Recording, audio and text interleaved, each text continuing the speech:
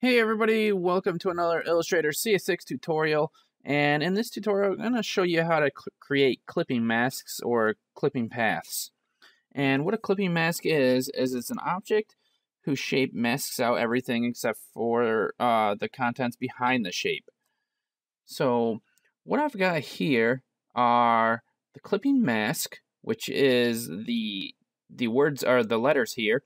And then I have what I'm going to have as my masked object. Now the clipping mask can only be a vector, and the masked object can be anything that it wants. So I'll show you what this is so it makes a little more sense. Select both of your objects, go to Object, and then Clipping Mask, and then go to Make. And then you can see now what a clipping mask does. I can move this around and it's only going to show what was behind the clipping mask. Now, you can do this with gradients, you can do it with fill objects or anything like that. You can also do it with pictures. So I've got this wheat field here. It's just an image that I pulled off my computer, and then this is just simple text. Now you always have to remember that the clipping mask has to be in front, so just to make sure that it is, you go to your layers panel and check and make sure that it's on top. Select both objects, and then go to Object, Clipping Mask, and then Make. And now the fill of my object is the actual clipping mask that it was. If I move this around, you can see that it's not moving around the picture and it just keeps whatever was behind it. So if you've been watching the other tutorials, you probably noticed that the same way that we've been doing stuff lately is going to and pressing Make. So you might assume that you would want to hit Release to undo it, and that is true. And now you can actually move this around to wherever you want and go ahead and make another clipping mask if you want. So say you didn't have it in the right part from before. There you go. Let me go back. Let's undo that. Oh, my bad. I hit the zoom tool. I was wondering why things were all wonky. Let me go to fit the screen. And go ahead, select that object, clipping mask, release. Now, if you're not sure what's behind your object, a good thing to do is lower its opacity.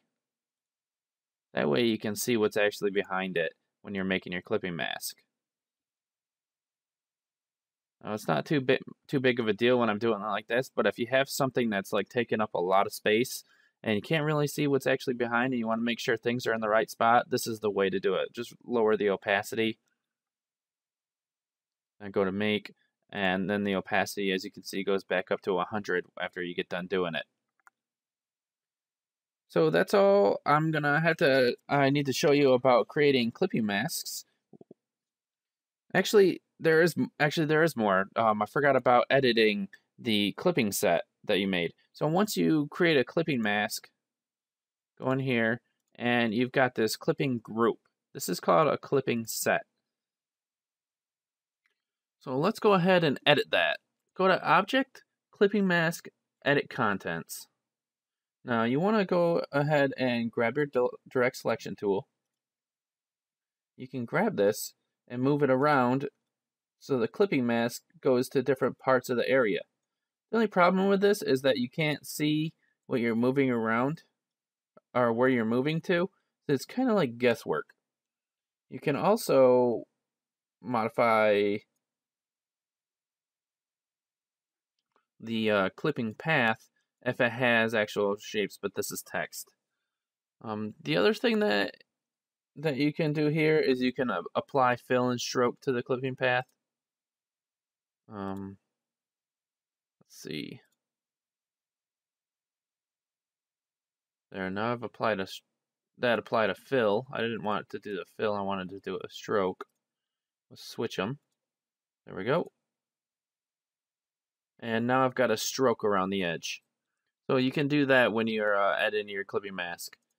So now that's all I wanted to show you about clipping sets and clipping masks and clipping paths, they're basically all one thing, are all about basically the same thing. So thanks a lot for watching. Look forward to seeing you guys in the next tutorial that I make.